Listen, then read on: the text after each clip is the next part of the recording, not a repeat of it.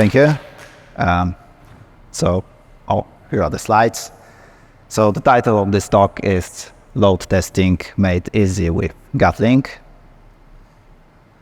And my name is Rafał Piotrowski. You can find me on X, previously Twitter, and on GitHub as well.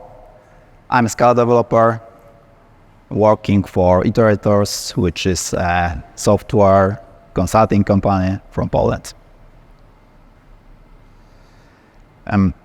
We have a load testing term in the title, and I would like to start with some definition. I found one on Wikipedia, which says that load testing is modeling the expected usage of a software program by simulating multiple users accessing the program concurrently. I think it's quite accurate, and I like it. So let's try to follow this definition, and let's start with a software program. So in our case, in our use case, the software program will be a Scala service. Probably not very surprising on a Scala conference. And this Scala service will expose GraphQL API, and it will use GraphQL, which is a GraphQL server implemented in Scala. We'll also use a SQL database. In our case, that will be a Postgres. You probably know what a GraphQL is, but let me just give you a very short recap. The GraphQL is a data query and manipulation language. It's an alternative to REST, but it has some differences. So GraphQL has a schema and has a strong type system. In a nutshell, client chooses what it wants from the server based on the schema, prepares a query, and then server parses the query and serves the result. There's also a possibility that client can modify data on a server side and subscribe to some kind of notification about data changes or any kind of events, but we'll not cover that today. And we will use GraphQL. I have chosen GraphQL as a GraphQL server for this sample application because it's quite easy to serve a SQL data using that, because GraphQL has ability to easily map SQL schema into GraphQL schema without need of writing any SQL queries, just mapping. It uses cats effects, so typical type level stack. It's nicely integrated with Duby. If you would like to learn more about GraphQL, you can check my previous talk that was made with my Sabin, who is one of the main authors of GraphQL. You can check that on YouTube. Okay, and finally we have some code. Let's start with GraphQL schema, and our top level entity is a company. Company has some simple attributes like ID, name, industry. It has also some complex ones like location, social media, and also a list of employees. Location and social media are just bunches of simple attributes. This is a little bit outdated. Probably I should rename Twitter in social media to X, but who knows. Employee, that's a little bit more interesting. We have names, some contact attributes, and also list of projects, which you can interpret as list of projects that are or were assigned to employee. And finally, we have a project entity, which has name, description, dates, status, budget. So all in all, we have 3 levels, let's say. We have a company, which has employees, and employees have projects. We'll also have 2 queries that will give us ability to access the data. So the first one is query for company by ID, which will return company, or now if company with provided ID does not exist. The second query is for fetching list of companies, and it has paging and ordering capabilities. Here we can see example query. It uses the first query, so the query for company by ID. As you can see, we have a subset of attributes from the schema. We have all 3 levels here. So we have company, we have employees, we have project, but it's not necessary. Query can be very simple. So for example, it can only fetch company name and nothing else. But here we want to have all 3 levels, but not all attributes from each type. Here you can see example of the result for the query from the previous slide. You can see that the server serves data in the same structure as in the query, only the selected fields. The structure needs to conform to schema. Of course, it is for the result, and of course, it is also in a query. So the query needs to correspond to schema, and of course, result needs to correspond to schema.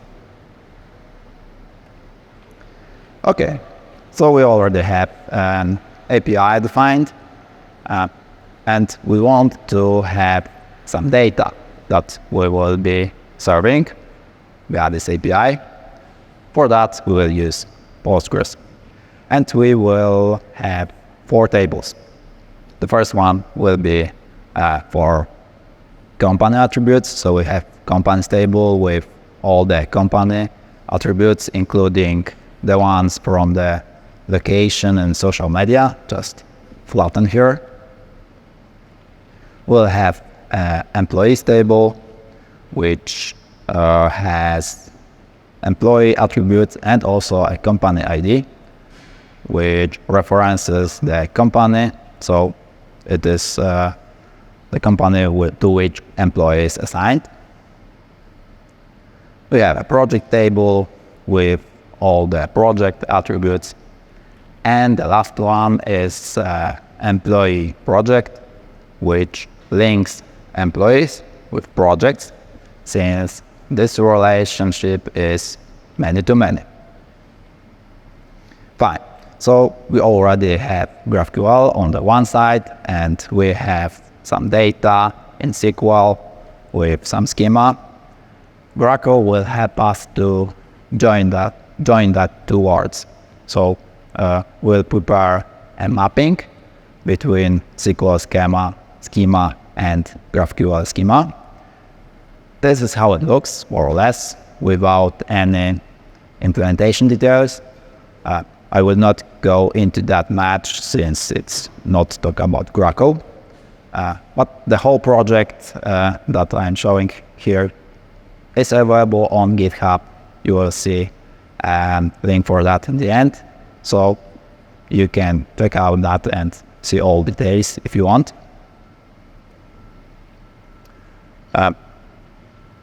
For some convenience, we will also define a service that will run the query based on the mapping that we defined.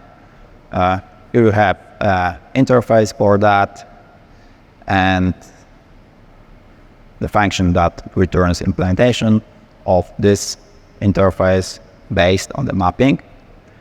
Also, we will need standard routes to expose GraphQL API, and this is the last function.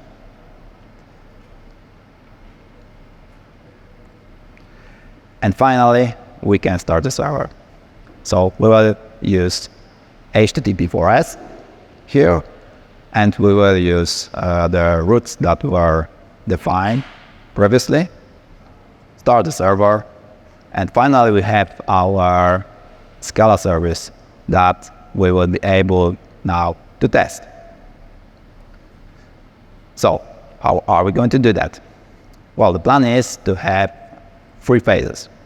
So the first one will be a ramp up phase, where we would increase the traffic from 0 to some amount. And by traffic, I mean number of simulated users invoking API. So that refers to the definition from the beginning. We have a constant traffic phase then, and in the end we will have a ramp down phase, which will decrease the traffic from some amount back to 0. So that's the plan, this is the test approach, and we will use for that Gatling. So the Gatling is open source solution for load testing. We can write the test as code, and that will be in Scala code. We'll create some, I hope, readable scenarios. And the last thing is that after invocation of load test, Gatling generates reports. These reports contain some charts, and we'll see that later. Okay, so let's move on. Let's start with a top-level element that Gatling has for our load test, and this is called simulation. And let's maybe focus on the inner part, which is a setup part first. You can see here that these 3 inner lines very nice corresponds to our test approach. So we have ramp up phase from 0 to 20 users, and it will last 30 seconds. Then we have a phase for constant users per second during next 30 seconds. And we have the third phase where we have ramp down from 20 to 0, also 30 seconds. If we get back to the whole simulation, we have also HTTP conf element value. This will tell Gatling how are we going to access the data. Since it's a GraphQL, we will use HTTP with provided base URL. Also, we want to tell Gatling when we assume that the test passed. So this is the assertion part in the end. Okay, besides these 3 lines that I already described, there's a scenario here. So what's this scenario? So it's a level deeper, let's say. In Gatling, scenario is something which describes user behavior. In our case, this will be quite simple. It will just invoke GraphQL API. And the plan is to have one simulation for the first GraphQL query with its own scenario, and this is this scenario. For the second query, where we will fetch list of the companies, we will prepare a separated simulation with its own scenario. So we will make here things quite simple. One simulation for the first GraphQL query and the second simulation for the second GraphQL query. You can see here that we have only one step here, so invocation of GraphQL API. If you would load test something more complex, then this scenario can have multiple steps. So for example, when you would test some workflow or some web UI or something like that, you would probably end up with login step, then making some actions and so on, and then making some logout, for example. So this will describe how the user behaves in the system. Here we only have one step, and we have 3 checks here. We check if the status of the response is 200, so if it is okay. We check if there is no errors, and if in response there is a company, since this query is a query for a company by ID. Okay, so we have scenario which will invoke GraphQL query, but how are we going to get that query? You can see here that in body there is some kind of variable, company query, and this variable will contain the whole GraphQL query. It will be produced by a feeder. So you can see here the function feed. So what is the feeder? The feeder is something which will be the source of data for the scenario. And here you can see the feeder for company by ID query, and it contains, let's say, 2 parts. The first part is JDBC feeder, which is one of the built-in feeders into Gatling. It will read data from the company, from the database, from the company's table. It will read IDs of the companies. Based on that, in the second part, which is in this transform function, we'll have a company ID, and for that we will prepare a GraphQL query. Okay, so we have a company ID. How are we going to create a GraphQL with only company ID? Well, to be honest, we will also use the schema from the GraphQL. As you remember, the GraphQL has schema, and we will use that fact here. And we'll also use one feature from Scalacheck library, and this feature is Scalacheck generators. You maybe know Scalacheck as a library for writing property tests. Here we will not write property tests, but still load testing. But in a property test, generators are source of the input for the test. And here we will use that in the same purpose. So we will prepare generators which will be source of our data. Generators are quite easy composable. Scalacheck also defines generators for most or all Scala standard types. So it's quite easy to write generators for any custom types. And here we have generator for a company query. This generator will generate a valid query with some random subset of fields from the GraphQL schema. As you can see here, we have invocation of option function for each simple field, simple like ID, name, industry.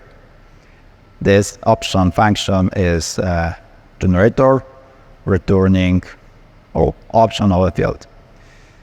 We have also location, social media employees, which are dedicated generators for this type, and that will return option of this type. So for example, option of location. In the end, we will flatten everything and we will choose only elements that are defined here, so that are some and not none. In the result, we'll get a random subset of fields for the query. Worth to note that the location, social media, so these complex types will be there included or not. So not every GraphQL query generated by this generator will have all three levels of entities. So when we will use that kind of generator in load tests, in every invocation of GraphQL query, we will use some random different query. So this is what we want here. And there's one missing piece here, which in a feeder, we need to return a string. But in a generator, we don't want to work with strings. So we will define a model for a query. That will be a generic one, so it will be easy for us to define both queries that we have. Here you can see interface for a query, a trait, and a component query that has ID, which is parameter of that query, and a field. A field can be a simple one, just with a name, which we will call lib, or it can be a complex one with a name and a set of its fields. So you can see here the example of all component fields. We have ID, name, industry, which are libs, and we have location, social media employees, which are non-libs, which has name and its list of fields. So for example, location field. That's part of the implementation, but the rest is quite straightforward. Since we have a model and we need a string, we will implement also simple serializer, which looks like that. Quite simple, so I will not go much into details here.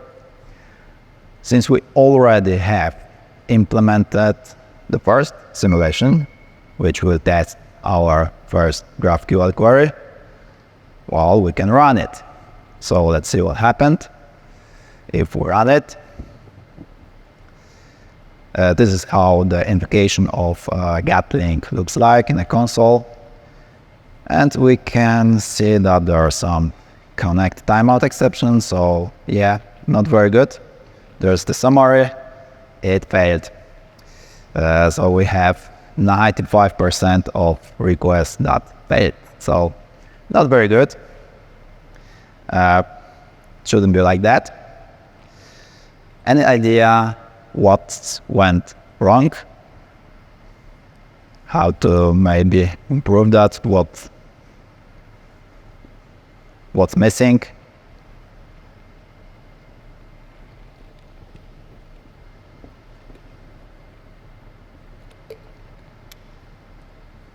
Indexes. We created SQL schema, we put there some data, not huge amount, some kind of 500 of companies with a few thousand of employees and some projects, and we didn't put any indexes there on the foreign keys. So when many queries were invoked in parallel, in concurrency, there are many sequential scans that Postgres needs to do, and that is not working well. But the fix is quite simple. When we apply that and we run test, we will see the difference. It's fast forward, of course, because the whole test takes about 1.5 minutes. So it passed. And here's the summary. We don't have a failed request now. Looks good. And I have told you that, flickering. Maybe that's because of the workers outside. Never mind. The Gatling creates reports after invocation. This report contains some charts. This is one of them, number of requests per second. So we have here nicely 3 phases, ramp up, constant traffic, and ramp down. So yeah, very similar from our test approach. We have also chart for number of responses per second, quite similar. And I think the most interesting will be the response time distribution.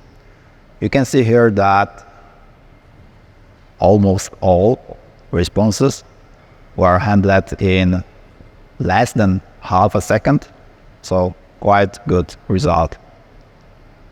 So, are we done now? Are we okay with our testing? Well, not yet. We have still a second GraphQL query that we would like also to test and check if that is performant.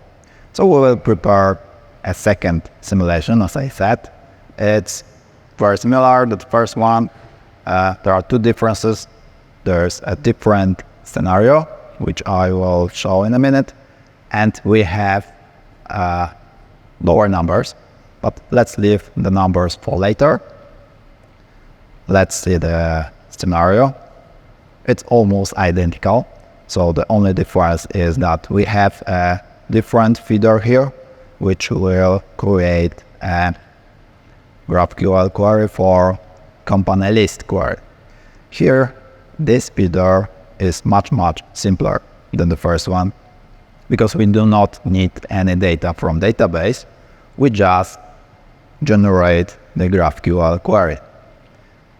And for that, we again use Scalacheck generator.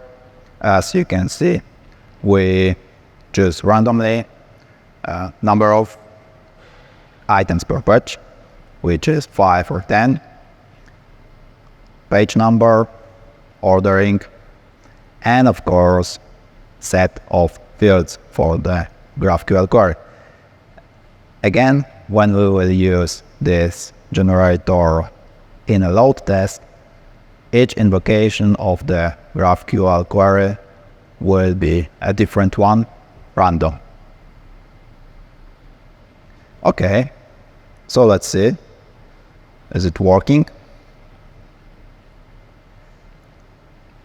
Looks nice, no errors, it passed. Yeah, we have no failed request here. The numbers of response time a little bit higher, but let's leave it for later. The chart of number of requests per second doesn't look so nice here. We see that, well, there are 3 phases, ramp up, constant traffic, ramp down, but it is not, let's say, rendered so nicely as the first one, because there is lower number of users.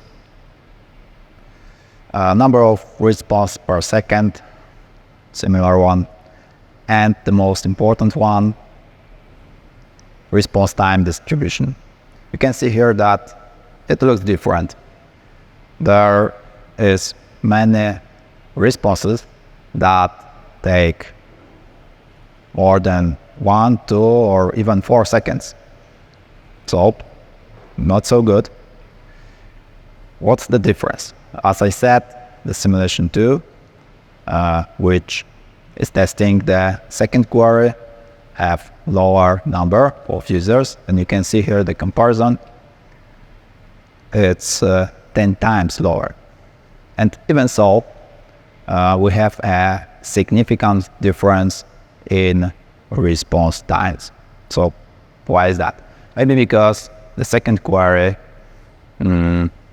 needs to read and deliver 5 or 10 companies, while the first query only one company, always. So the second query needs to handle 5 to 10 times more data. But still, I think there is some room for improvement here in the second query. I didn't go deeper into that, so if you would like to check, the project is available on GitHub, so feel free to try to improve that and make some pull requests. I'm happy to review that. Okay, we have a time for a bonus slide. If you check Gatling documentation or Gatling DSL, you can find something which is called open and closed workload model. And there's something important that I would like to mention here. In the both simulation that I show you, I was using open model, in which we control the arrival rate of users. So a typical case for a web service, for a web API. On the other hand, in closed model, you limit the amount of concurrent users. So it's a case for a call center. In call center, there work concrete number of people handling the calls. When more calls arrive, then it can be handled. Then they are put in some kind of queue. This is not how web service is working. So it might be tempted to use closed model to test a web UI or web API, but you should not do that. It will not give you the right results. Okay, so time for a short summary. What I show you is that load testing made with Gatling. Yeah, I didn't mention that. I forgot to say that all the code was in Scala free. So all the tools, libraries that are using here, you can use in Scala free. Also, the sample application was written in Scala free and the simulation were in Scala free.